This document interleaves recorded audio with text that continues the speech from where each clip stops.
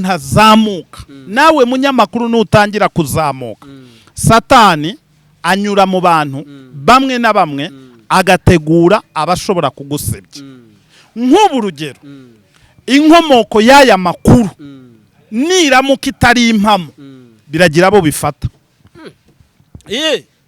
RIB igomba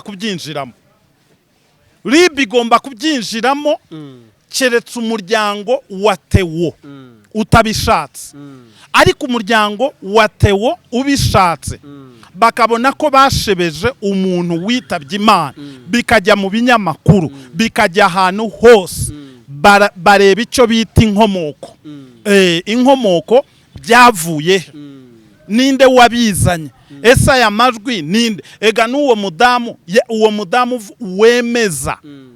wemeza RIB imugezeho yasobanura uwamuhaye amafaranga rwa Foursquare ahagara ku ruhimbi rwa Deperi n'umuntu wavuye mu isi afite icyubahiro rero abantu kubona atakiriho bakamushinyagurira wubwe ntibyemewe icya kabiri biragenda bigafata n'umuryango wande w'umudamu we n'abana bikamutesha agaciro abamwizeraga icyizere bakagikuraho rero umuntu wazanye iyi nkuru agomba gukurikiranwa kugira ngo bihe isomo n'abandi kugira ngo batazajya basebya abakozi b'Imana batazajya basebya abakozi b'Imana ariko nawe reka nkubaze nk'umunyamakuru ubundi byazanywe nande avuga ngo birashoboka ko umugabo yabyara umwana ku ruhande yamara kumubyara ku ruhande none akabona namuzana mu muryango uranyumva neza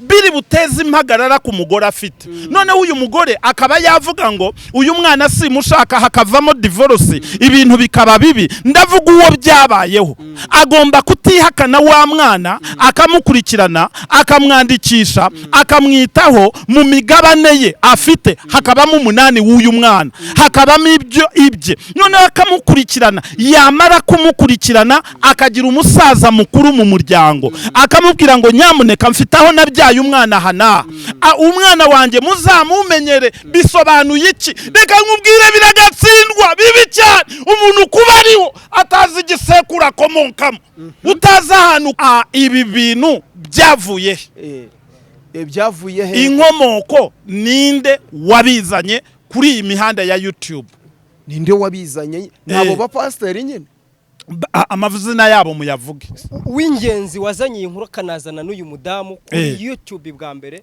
ni mugenzi wawe witwa Apotre Yongwe kuri The Vibe niwe wamushyize ahagaragara aramusobanuruza umugore ahamya yuko yabyaranye na Pastor Theogene uwa kabiri abapotere koko ibi bintu biturutse ku bapo umuryango wa Theogene uhagurutse RIB yabafunga babafunge huya kubera iki se bidashoboka babafunga nose nibo bateye inda nyine reka nkubwire nimumfashe dushimire abahanga Relax Life Center muri uru rugo n'uwazahaye havari injege bamukorera isuzuma rusange bakareba imikorere y'umubiri maze abazahajwe na amibe igifu umwijima indwara z'ubuhumekero ibibazo byo kutuzuza inshingano z'abashakanye indwara z'imitsi n'izindi bakazibamururaho bakoresheje inyongeramirire n'ubundi buhanga nka reflexology massage yongera ubwirinzi bw'umubiri ikarinda na stress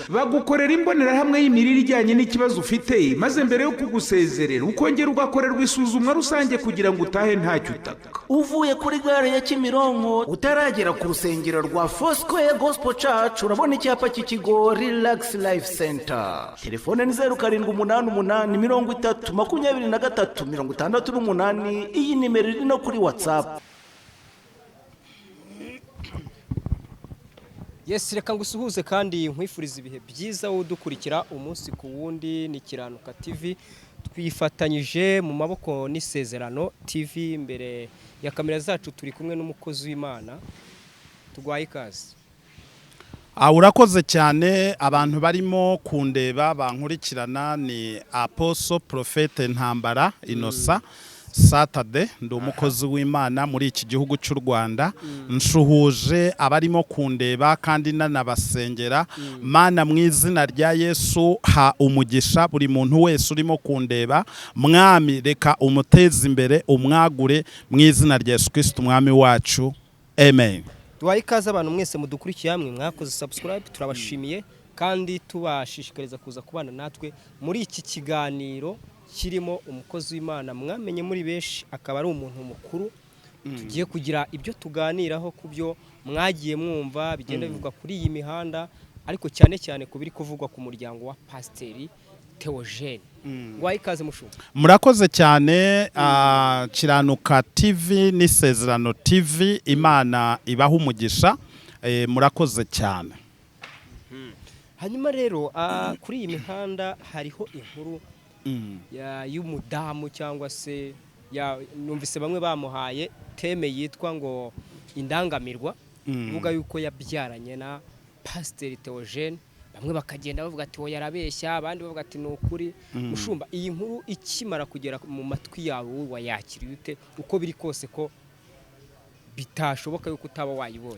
Ikintu cya mbere gikomeye cyane, umugabo kubyarana n'umugore bakabyara umwana akaza ku isi, nta kibazo kibirimo. Ahubwo ikibazo kibirimo gikomeye cyane ni ukurangaza rubanda no gusebya rubanda, no gusebya umuntu muri rubanda cyangwa mu bantu nyamwinshi. Ni ukuvuga birashoboka cyane cyane ko umugabo ashobora kugira umwana ku mugore batasezeranye, uwo mwana akaboneka akabaho, si igitangaza gikomeye cyane.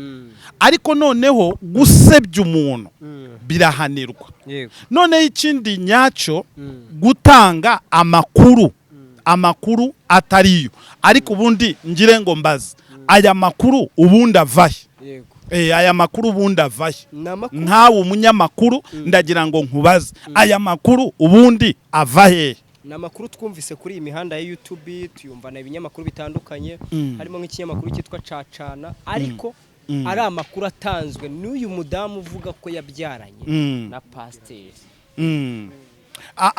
Jewe ikintu nshaka kugira ngo mvuge, Theo yarapfuye, nanjye nzapfa, n'undi azapfa, ariko bareke kumushinyagurira. Kubera iki ari ukumushinyagurira? Bareke kumushinyagurira, kuko ikigaragara icyo nshaka kuvuga, buri uko umuntu azamuka, nawe munyamakuru nutangira kuzamuka, Satani anyura mu bantu bamwe na bamwe agategura abashobora kugusebya. Nk'ubu rugero, inkomoko y'aya makuru niramuka itari impamo, biragira abo bifata. RIB igomba kubyinjiramo, RIB igomba kubyinjiramo, keretse umuryango wa Theo utabishatse.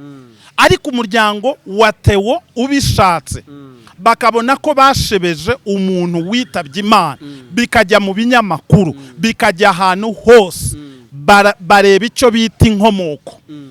Inkomoko byavuye ninde wabizanye?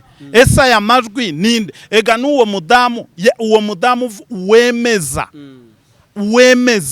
RIB imugezeho yasobanura uwamuhaye amafaranga kugira ngo ashobore gusebya Theo, ko kuriya yarapfuye. Ariko ikindi reka mbabwire munyamakuru wa Kiranuka nawe Isezerano, mujya mumenya ko aya majwi tuvuga atajya ava muri Google. Ni ukuvuga ibi bintu n'umwana wa Theo nakura azabisanga.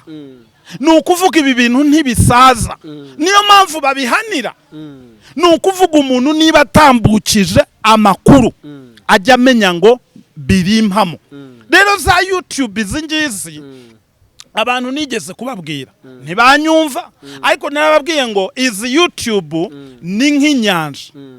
Inyanja yituje ukajyayo ukayisanga ituje neza neza, urobamo ifi unywa amazi yayo. Ariko y'imiraba yakubise, ya miraba ishobora kuguhitana. Izi YouTube umuntu ashobora kuyizamo ubwa mbere, akayizamo ubwa kabiri, ariko ashobora kuvuga ijambo rimwe gusa rikamugezayo, ribikazamo ingingo y'itegeko ikaza ikamufata. Rero icyo nshaka kugira ngo mvuge, uyu muntu niba yaratanze amakuru atari impamo, akurikirana.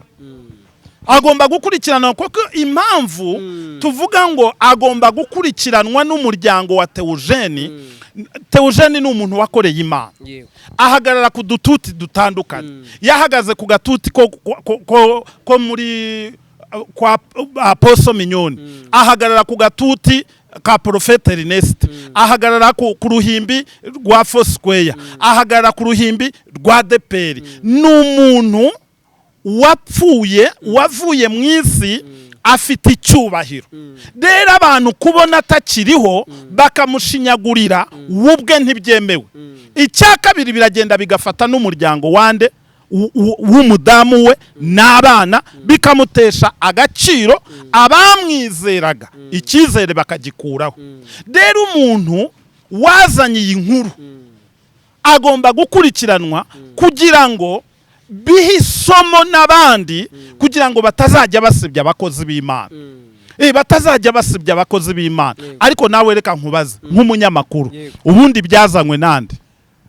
Ntabwo mbizi, ababishinzwe wenda bo bazabigenzura. Ariko jewe mfite amakuru ko Kiranuka TV, Isezerano TV mwacukumbuye bivaye. Kuko uri umunyamakuru w'Isezerano, uri n'umunyamakuru wa Kiranuka TV, mwacukumbuye bivahe. Izi ni inkuru zagiye ziza kuri iyi mihanda, zigenda zizanwa nyine zivahe, Imana batandukanye, zivahe. Pastor Claude ndetse n'uwitwa Pastor Juste, abo nibo bakozi b'Imana bivugwa yuko ari bo banageze buryo bwo kuganira n'uriya mudamu. Ariko Claude niwe waganiriye n'uriya mudamu, Pastor Juste we ntabwo tuzi ngo yabikuye hehe. Hanyuma bivugwa yuko n'uwitwa Bishop Gerard nawe ari mu bantu bazi neza aya makuru, bakaba bazi neza uyu mugore, ndetse bakaba barageze no kuri tele yaho uyu mugore yabyariye bano bana mu nzabamo, ndetse bakaganira uyu mugore akaba ari we ubihera amakuru yuko. None se ugikomeza nanjye kampinduka umunyamakuru, nubwo noneho ndi pasitoro, ndi apostle, ndi profete, reka noneho nanjye mbazi. Urumva nuko ubona abanzaga mbona agiye hasigaye umunyamakuru w'Isezerano. Munyamakuru w'Isezerano uyu nguyu yaramaze kuvuga yuko narindimo kumubaza ngo ibi bintu byaturutse kurindi. Rero hari amazina y'aba bishop yararimo avuga n'ayaba pastor babizanye. Ariko icyo ndimo kuvuga, ibi bintu bisebya umuntu ntabwo ari byo. Apostle, none ubyumva gute kuba uyu munsi mu kintu, kuko ibyo niba ari ibintu bisebya bivuze ko ari ubujajwa. Kubera iki uyu munsi injajwa ziri mu bapasiteri? Nyine nicyo ndimo kuvuga. Ibi bintu gusebya umuntu ugatanga amakuru mu itangazamakuru utabifitiye ububasha, kandi bigakorwa n'abapasiteri. Ayo ni amashari. Ayo ni amashari. Ni ukuvuga ngo aba bapasiteri bazima bafitiye ishyari. Aya ni amashari, bafitiye ishyari Theogene, bafitiye ishyari umuryango wa Theogene, bafitiye ishyari. Erega Theogene burya yari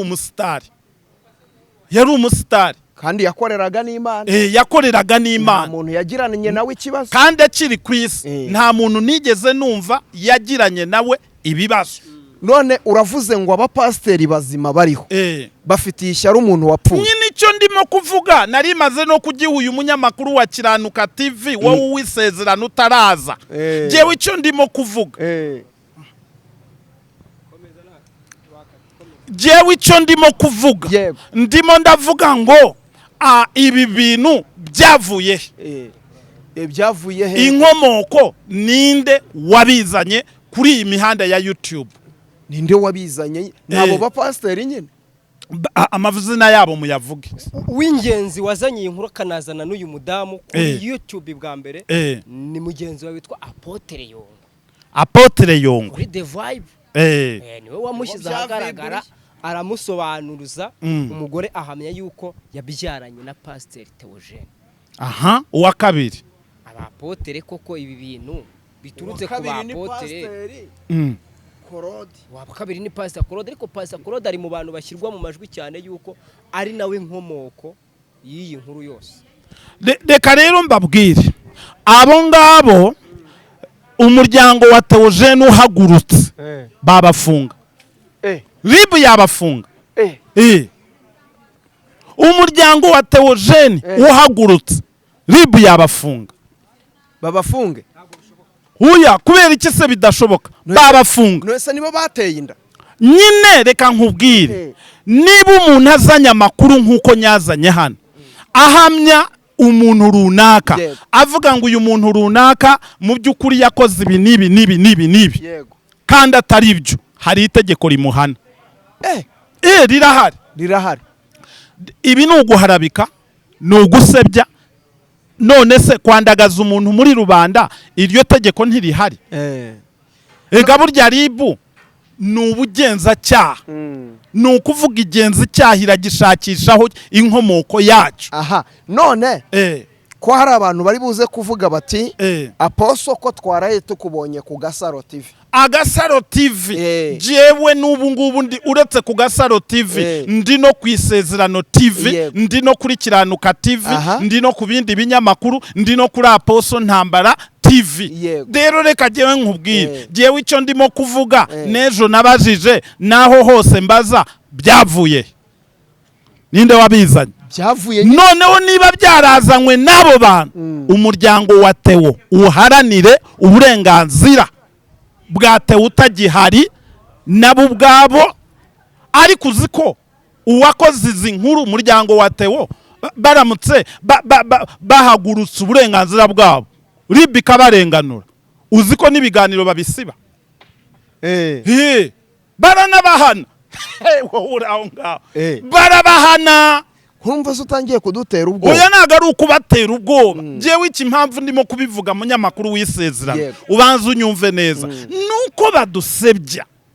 Abantu banzi Imana, abantu banzi abapastor, abantu banzi insengero, abantu ntibagikunda Bibiliya, abantu baduciye amazi. Ubundi urusengero rwaraho umuntu aruhukira, umuntu yabona umupasitoro akumva araruhutse, umuntu yabona umupasitoro akumva muhaye agaciro, umuntu yabona urusengero akumva aruhukiyemo. Wowe ntabwo uzi byabaye muri 94? Warubizi se? Ndabizi. Abantu bagiye mu nsengero bagira ngo bagiye kubona ubuhungiro, babona padiri ni uri kumwe n'abapolisiye b'icyo gihe bagiye kubakorera ibintu bibi. Uranyumva neza? None ariko biterwa n'iki? Biterwa n'abantu baravuga mu Kinyarwanda ngo umukobwa ashobora kuba umwe agatukisha bose. Nk'ubu jewe reka nkubwire abantu benshi bafite ubuhamya, ndabasengera Imana ikababohora, ndabasengera abantu bakabyara, ndabasengera Imana igafasha imitima yabo bakaruhuka, ndabasengera maze igihe mvuga ubutumwa bwiza. Ariko ugasanga umuntu nanjye ndapfuye umuntu aritendetse. Reka rero nkubwire abo bantu bazana amakuru ku ma YouTube bajye bashakisha amakuru nyayo. Jewe icyo ndimo kubona nk'ubu urugero hari umupastor jewe nzi ni umukozi w'Imana yitwa Pastor Emma ndi mubanzi ubu yiswe ndi kumana. Avugana n'Imana n'ijuru rigatabara n'ibicu bikamanuka. Avuga neza ubutumwa bwiza. Ejo se we bamuvuzeho ibintu nk'ibi yakwishima? Yakwishima?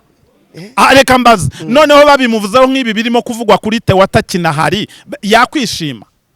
Jewe noneho reka mbabwire nje noneho ndiseriye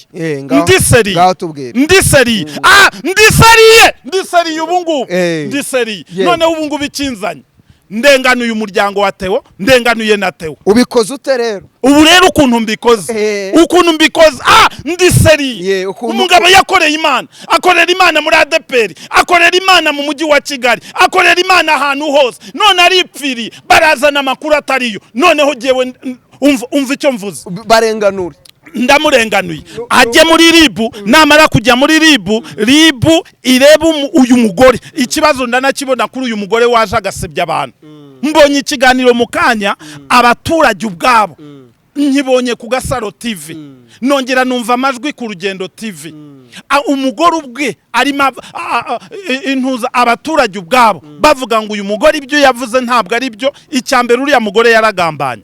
mwese muri abantu muvuga gutyo ariko bajya baca umugani mu Kinyarwanda bakavuga ko nyina w'umwana amenywa ise w'umwana amenywa nande ise w'umwana amenywa na nyina. None ko nyina w'umwana ari kuvuga se w'umwana bikaba byateje impagarara mu bantu abakozi b'Imana muri iyi minsi apose ko muri gushaka kwirengeza ribu kandi akakanta arimwe kavuga. Ariko umva Kiranuka TV n'abanyarwanda muri rusange banyumve neza, ibi ni ibibaho mu bagabo, ibi ni ibibaho. Umugabo ashobora kubyara umwana ku ruhande, birashoboka. Noneho niba bishoboka, ejo bundi mvuga ku Gasaro TV nababwiye nuko bagomba kubikora. Urumva ndavuga ngo birashoboka ko umugabo yabyara umwana ku ruhande, yamara kumubyara ku ruhande noneho akabona namuzana mu muryango. Uranyumva neza, biri buteze impagarara ku mugore afite. Noneho uyu mugore akaba yavuga ngo uyu mwana simushaka, hakavamo divorce, ibintu bikaba bibi. Ndavuga uwo byabayeho agomba kutihakana wa mwana, akamukurikirana, akamwandikisha, akamwitaho mu migabane ye afite, hakabamo 8 w'uyu mwana, hakabamo ibye. Noneho akamukurikirana, yamara kumukurikirana akagira umusaza mukuru mu muryango, akamubwira ngo nyamuneka mfitaho nabyaye umwana hana, umwana wanjye muzamumenyere. Bisobanuye iki? Reka nkubwire biragatsindwa bibi cyane. Umuntu kuba ariho atazi igisekuru akomokamo, utazi ahantu ukomoka, uri aho ngaho ugira ngo uri ikimanuka wikubise ku isi, uri aho ngaho. Birashoboka rero, niyo mpamvu nabwiye abagabo bagenzi banjye, ndavuga ngo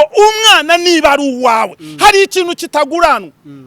Hari ikintu kitaguranwa jewe mvuga ni amaraso. Amaraso ntabwo aguranwa. Uranyumva neza, amaraso ntabwo aguranwa. Ndakumva. Noneho niba amaraso ataguranwa, uyu mwana wavutse akaza mu isi agomba uburenganzira bwe, akamenya igisekuru cye. Burya mu Kinyarwanda, reka nkubwire wowe ndanabona ukiri muto, mu Kinyarwanda baravuga ngo mu Kinyarwanda baravuga ngo habyara imfizi. Uranyumva neza, niba umugabo azi yabyaranye n'umugore cyangwa n'umukobwa, umwana aramwihakanira iki? Wenda kumuzana mu rugo bishobora kuzanamo amakimbirane, wenda akavuga reka mufashiriza koko, wenda habaye icyatumye umwana avuka. Urugo rubamo ibintu byinshi, bibamo ibintu byinshi. N'amategeko, urumva neza, habamo ibintu byinshi bishobora gutuma umugore cyangwa umugabo abyara hanze hakiri isezerano. Ariko noneho niba bibaye, ubu simvugiye kuri kote ya pastor, ndavugira muri rusange. Ariko uri kuvuga ko abagabo, noneho nkavuga ngo apote nyumva neza, ntago ari ibintu bisanzwe cyangwa byoroshye kumva pastor cyangwa apote wabyaye hanze. Ariko se si umuntu, umukozi w'Imana ntabwo ari umuntu, ntabwo ari umuntu. Mbwira niba ari icyuma. Umuntu ariko ni umukozi w'Imana. Ntabwo ari umuntu. Si umuntu se, ntabwo ari umuntu se, n'umuntu nk'abandi. Reka jewe nkubwire, ndi umuntu mukuru, ndasobanutse. Muri aya mago habamo ibibazo byinshi bishobora gutuma umugabo abyara hanze cyangwa umugore abyara hanze. Jewe sibyo nshaka kuvugaho.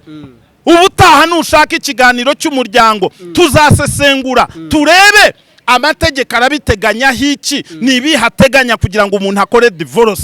Kuko na leta n'Imana bateganya. Uzi ko Bibiliya ivuga ngo nimugira icyo mupfibirana, umwe ajye ku wundi musozi n'undi ajye ku wundi musozi. Uzi ko leta amategeko yayo avuga ngo nihabaho impamvu izi zigeze 3 mutandukanye, amategeko abatandukanye. Hari ibishobora gutuma umuntu ajya hanze akabyarayo. Uranyumva neza, ibi nimbivuga gutya ndi apotre ndi profete, muraza kuvuga ngo naguye navuye mu mubiri. Ariko bibaho cyane, noneho twebwe icyo turimo kuvuga ni ku mwana wavutse. Umwana wavutse, reka nkubwire, Bibiliya ifite ikivuga kuri aba bana bavuka gutya. Bibiliya avuga ngo ntabwo yabyawe n'ubushake bw'umugabo, nta nubwo yabyawe n'ubushake bw'umubiri, ahubwo yabyawe n'Imana. Soma neza Yohana, ubutumwa bwiza bwa Yohana, ibice byaho igice cya mbere umurongo wa 12. Uranyumva neza? Niba uyu mwana avutse, jewe icyo ndimo kuvuga nka apostle kandi profeta, uburenganzira bw'umwana ku muntu uwo ari we wese, wenda wowe ukijijwe, wenda wowe utarabyara, wenda wowe uri inkone, wenda wowe umeze gute, ntago byakubayeho, ariko umwana wavutse akagenda agashakisha n'amatanywa akayabura, kandi azi ko se mu by'ukuri hari se afite imitungo, afite amazu, afite ibiki, noneho yarangiza umwana akabaho mu buzima bubi, akajya ku muhanda, akaba mayibobo, akabaho mu buzima bwo kutiga. Uzi kutiga, umwana agakura muri ubwo buryo. Twebwe turavuganira umwana, ariko ntago tuvuga uwatewe. Genda avuga muri rusange. Izi saga za Theo yari umusitari, kubera yari umusitari azwi n'ama YouTube, niyo mpamvu ama YouTube amuvugaho. None uri kuvuga ngo abamuvuze bose ngo babajyane muri iri. Abamuvuze umva, nta nubwo ari we, uwo ari we wese. Reka nkubwire munyamakuru wa Kiranuka n'Isezerano, nubwo mvuye ku cyo narindiwe icyo, kubera ukibajije reka nkivugeho, abantu bajye bamenya amakuru bateza, ntukavuga ikintu gikomeretsa mugenzi wawe. Hari abantu rero bashaka kuvuga amakuru akomeretsa bagenzi babo, ariko umunsi wavuze inkuru ikomeretsa mugenzi wawe, ndakubwiza ukuri, ikomeretsa mugenzi wawe, iyo nkuru izagukoraho. Igukoraho, si uguharabika se, si ugusebya se, si ukwangisha abantu. Ariko ngo bikurikirana babivuze. None se abantu babivuze ntibahagarariwe n'uriya mubyeyi? Nyine uriya mubyeyi hari bamuhamagaye bigenze gute? Bande urabaza? Bamuhamagaye abo wambwiye byagenze gute? Ariko bumviswe. Kuki bamuhamagaye? Kuki noneho niba bari abagabo bafite imbabazi cyane bazifitiye Theo, kuki batagiye ku mugore wa Theo rwihishwa mu ibanga bakavuga ngo noneho hari umwana uraha naha tubigenze gute, bose ko ari abapasiteri, ko ari abakozi b'Imana? Kuki batagiyeyo? Reka dukubitira ikinyoma ahareba inzega. Sibyo? Uyu mwana uremera ko ari uwa Theo cyangwa ntago ari uwa Theo? Jewe reka nkubwize ukuri, izi ni zaga zo ku mihanda, ntabwo nzi ukuri aho kuri. Nagatwiko uranyumva neza, ntabwo nzi imvo n'imvano y'umwana. Jewe noneho reka nkubwire n'inkuru ya Theo, uranyumva neza, jewe ikintu nasaba ntabwo yakabaye ijya kuri YouTube. Yajya he? Uwo mugore nakurikiza amategeko, ahubwo reka ngusabe, ndagusabye nk'umunyamakuru unyemerere nkubwire, ntabwo ndi umuntu uhagarariye leta, ariko noneho ndashaka kubabwira iki itegeko rivuga. Itegeko rigaragaza yuko niba umugore abonye hari akarengane gashobora kumubaho kakaba no ku mwana we, bwa burenganzira bw'umwana bukaburizwamo. Uranyumva neza? Ikintu abagomba gukora, agana akagari, akagana umurenge, yamara kubigana bakamukorera raporo igaragaza yuko avuga yuko uwo mwana ari uwa runaka. Jewe usimvuga Theo, ndavuga muri rusange. Noneho yamara kubikora ibyo ngibyo, ahasigaye akagenda bakamuha raporo, bakajya gupima, harya bayita bate? DNA. Noneho bamara kuyisuzuma, ibisubizo biyivamo nibyo bituma hacibwa urubanza. Nawe ubu ngubu ugiyewe kuvuga icyambere, ndavuga ndinde. Reka nkubaza, ndavuga ndinde? Ndara kwa Theo se, nziranye na Theo se, ndi umugore wa Theo se, ndi uwo nguwo se, ndavuga ndinde? Ntabwo nshobora kukubwira ngo umwana ni uwa Theo cyangwa si uwa Theo, ndabivuga ndinde. Kuri iyi mihanda mwe mwitwa abakozi b'Imana, nimwe mwabi ibintu. Reka nkubwire ibyo ngibyo byo kuvuga ngo abakozi b'Imana, umukozi w'Imana azwi n'Imana, ibindi bakurikiza amabwiriza n'amategeko. Ngo bazimaze bazitera. Reka uya kubyara je nababwiye nta kibazo kibirimo. Oya kubyara nta kibazo kibirimo. Wowe wabyara hanze. Jewe ndakubwiye ngo kubyara nta kibazo kibirimo koko bibaho. Yuvuze ngo ikibazo kibirimo uburemye igikomere mu mwana wavutse muri ubwo buryo. None se niba uvuga ngo umugabo wabyaye nabi ni bibi, none se uri ministre yaravutse muri ubwo buryo, ntabwo uri bumushizaho ikizinga. Abantu bagiye bareba. Ariko nagabantu reka nkubwire wemera ko Abraham ari sogokuruza w'abizera bose? Ndabyemera. Urabyemera se? Ndabyemera. None se kuki Sara ari uw'isezerano Agayi akavuka? Agayi ntabwo ubyemera ko yabyaye Ishimayeli? Ndabyemera, ariko Ishimayeli ntabwo ari we nizereramo, nge nizerera kuri Abraham. Kuki se uhabyara umugabo? None se reka nkubaza, Ishimayeli ni amaraso yande? Nk'umunyamakuru nawe undeba, Ishimayeli ni amaraso yande? Wasanga ntarasomye. Isi umva Ishimayeli jewe nagiye muri Israeli inshuro 24 abantu bitwa abayuda n'abarabu ibyo bapfa n'ubutaka bikomoka ku nkomoko y'uwitwa Abraham ku bana babiri, umwe yishaka n'undi witwa Ishimayeli. Rero impamvu ndimo kuvuga ibi ngibi ubundi sinakabaye mbishigikira, ariko impamvu ndimo kubivuga nuko nzinga umubare w'abana bari hanze bihakanywe batagira uburenganzira badafashwa ari benshi kandi nta ubarengera. Mu Kinyarwanda babise n'amazina atandukanye ngo ni ikinyandaro, ni ikivume, ni iki, akabuzwa uburenganzira bwa se. Ariko wari ubizi ko mu Kinyarwanda umusaza yaragendaga akabyara hari umwana yamara kumubyara umwana akazarinda ava mu isi. Uranyumva neza? Umwana akarinda ava mu isi atazi n'igisekuru cye. Uzi kutamenya igisekuru. Ariko ubundi reka nkubaze we munyamakuru. Mbwira munyamakuru noneho genda shaka kukubaza. Kandi ndashaka kukubaza. Kandi niwe wanyizaniye. Kandi ndashaka kukubaza. Oya, ni wowe wanyizaniye ndashaka kukubaza. Reka jewe mbanze nkubaza ikibazo. Ubundi uri uwo kwande? Wowe uri uwo kwande? Wowe uri uwo kwande nijye ukubajije. Uruwo kwande jewe ndi ntambara sata de warunaka rwa runaka wowe uruwo kwande uritumira abanyaburayi bisekera baba biriwe muri za stress wagira ngo wagira ngo umwana akeneye ibiryo. Jewe icyo ndimo kukubwira ni ibintu ibi bibiri noneho nanasoza. Nanasoza nanabiveho. Reka je nkubwira ibintu bibiri nka potere nka profete. Urumva reka nkubwira ibintu bibiri reka mbivuga. Icyambere abasebye abakozi b'Imana nibabirekera. Bashakira handi amafaranga aracyahari. Bareke gusebya abakozi b'Imana. Icyo nicyo cyambere. Batumva ko gusebya umuntu ari zo nyungu. Ariko support. Munyamakuru wari wumva asebya umuntu runaka atanyizaniye? Kandi wavuze ko kubyara atari ikibazo ko jewe reka nkubwire ntabwo ndasebye umuntu runaka. Icyakabiri ndimo kubasaba, ndasaba abanyarwanda muri rusange, uranyumva neza, abanyarwanda muri rusange bazi ko abana babyaye ku ruhande babemera mu byuka bwabo. Reka tuganire uyu mudamu kandi nari nshoje. Oya ntabwo nshaka kusoza kuko hari ibintu utarasobanura.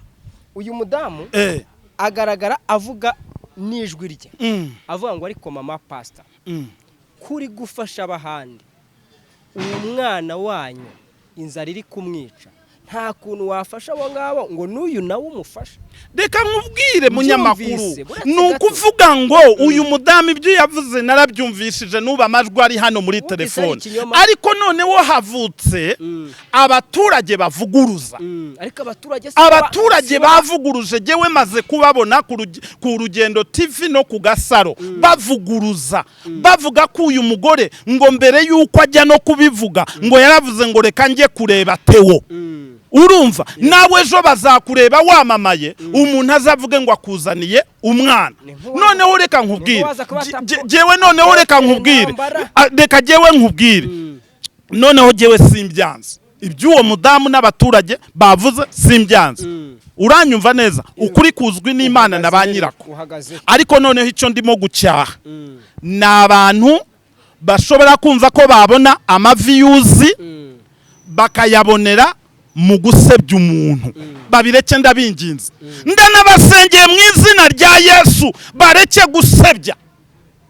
bareke gusebya bishobora no kuba ari ukuri ako se kubizana ku karubanda niko kuri nibyo bikwiriye. ese mu gihe impande zombi zananiwe kumvikana, impande zombi iyo zanze kumvikana bagane za nzego, mvuze nciye bugufi noneho unanyemerere nsengera abantu ariko mvuze nciye bugufi. Niba wanze kumvikana n'umuntu mbere yuko umuzana ku karubanda, Bibiliya iravuga ngo banza uhamagare wa muntu, niyanga umuhamagarira wa kabiri, niyanga umuhamagarira wa gatatu, niyanga umuteza abanyetorero, niyanga mubone kumushira ku karubanda. Uyu muntu nibaze mu buryo bw'ibanga bakemura ikibazo niba gihari, bakemura ikibazo niba gihari, noneho nibarangiza bavuge ngo dukemuye iki kibazo muri ubu buryo. Noneho ikindi nababwiye uburyo bagomba kubikoramo. Ubu ndatuje ndavuga gahoro.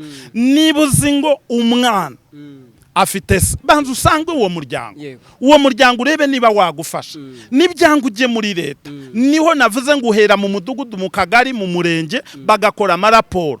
None ayo maraporo akajya bagapima amaraso, bamara gupima amaraso wa muntu niba yarapfuye hari n'abana be bagapima amaraso. Ni ukuvuga iyo byanze bijya mu rukiko. Kubera iki? Bibiliya iravuga ngo amategeko abereyeho ibigande, amategeko abereyeho abantu batumvikana, ariko nayo mategeko afite ibyo ateganya uko abantu bagomba kubikora bakabikurikiza. Nicyo nsabye, simbisabye n'umuryango watewe, n'abantu bose muri rusange.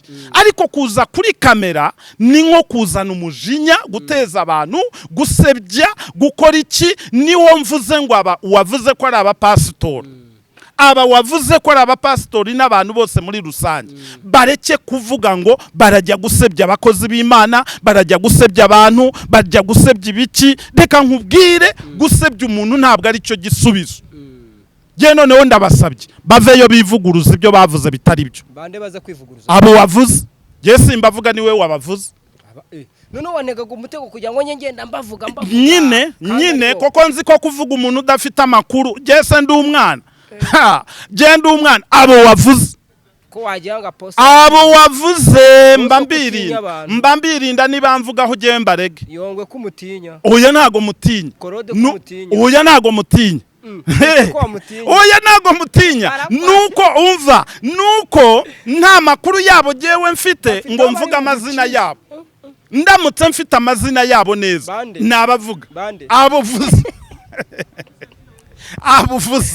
abuvuze ndabizi abuvuze bose no munyabwoba. Uva naga ari umunyabwoba ufite agahanga gato akarinda urugomo. Komo nari kanini, oya ni gatoya. Reka rero je nkwibwirire, barakujyana muri libari. Umva reka nkubwire, reka nkubwire munyamakuru, uva reka nkubwire abazanye amakuru yateho bakayaha ibitangazamakuru. Izi YouTube nakubwiye zitwa Inyanja, narazibatije nyuma yo kureba inyanja nta kitwaye, ariko yuyishiriye irakumira. Izi YouTube zakubika, izi YouTube zagukiza. Rero jewe reka nkubwire, ahubwo rero jewe hari n'ikintu nshaka kugusaba.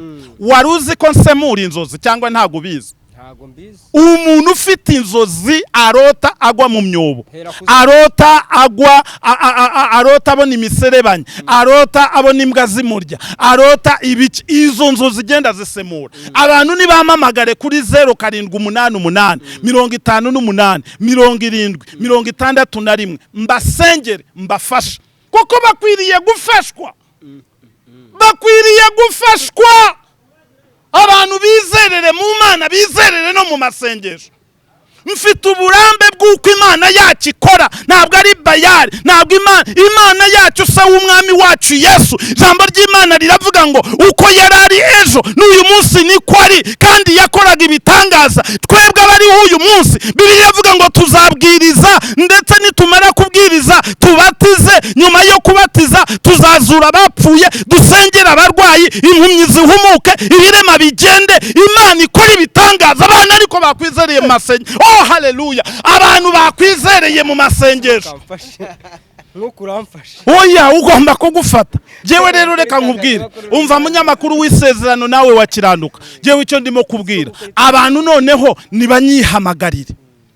Banyihamagarire nsengane nabo, ngira Zoom, ngira YouTube, itoro ryacu rigira Zoom rikagira YouTube, nibaze mbashumbe. Ariko waruzi ko hari abantu bari aho ngaho badafite umushumba. Ntiwanze kuntumira se? Oya naragutumiye, wowe se ko nkwemera nubwo uri umunyamakuru, nkwemera nk'umunyamavuta, wowe se umuntu ujya kanyarira ku misozi ugasenga ninde utakwemera? Utakwemera yaba afite shitani. Ahubwo wowe reka nkubwire noneho mvuge n'izina ryawe Ezekeri, wowe jewe ndakwemera, uri umugabo ufite iyerekwa. Genda kwemera. Uri umugabo w'Ijubura muzi? Uwuhe? Uriye. Uwo ngo ndamuzi. Ndamuzi ariko ubu jewe ndavuga uwitwa Profete Ezekeri. Abandi se wabambwira hiki? Turi kujya tugana ku musozo. Ariko umwana birangiye umubujije uburenganzira kwasi. Uburenganzira se gute? Kandi abaturage babihakanye. Amakuru ko ahera mu mudugudu. Se bigeze batangaza se w'umwana basi. Nyine mu byo numvishije jewe bavuze ko umwana afite se ntabwo ari uwatewe. Se yabonetse? Ngo se yabonetse. Uyitwa nde? Niba noneho bashaka ibintu uko bijya mu buryo bagende bajye kuri. Ariko umunyamakuru wambabariye tugasoza nsobanuriye aba bantu niba bashaka Theo yarapfuye, uranyumva neza? Theo ntakiriho, uranyumva neza?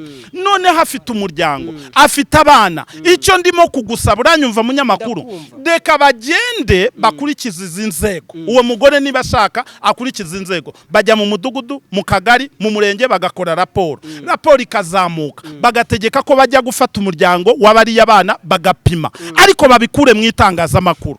Je noneho nsabye ko biva mu itangazamakuru. Mwizina rya Yesu. Uwo nsabye uramuzi, ariko kugira ngo abikure mu itangazamakuru ni wa mugore nyina w'umwana.